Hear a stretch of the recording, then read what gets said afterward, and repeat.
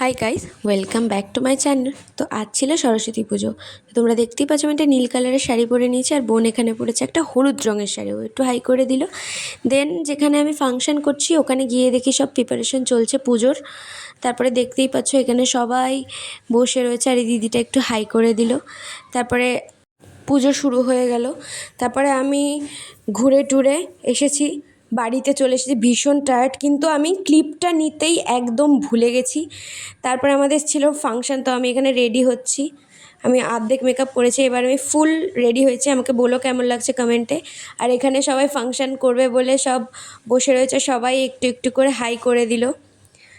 তারপরে আমাদের প্রোগ্রাম শুরু হয়ে গেল, অনেকটা লেট হয়ে গেছিলো যদিও শুরু করতে করতে। তারপরে নাচ গান আবৃত্তি। আমি সবাইকে এবার টাটা করে ফাংশানের শেষে আমি এবার নিজের বাড়িতে চলে এলাম। বাড়িতে এসেই দেখতেই পাচ্ছ আমার হাত পুরো রক্তের মতো লাল হয়ে গেছে।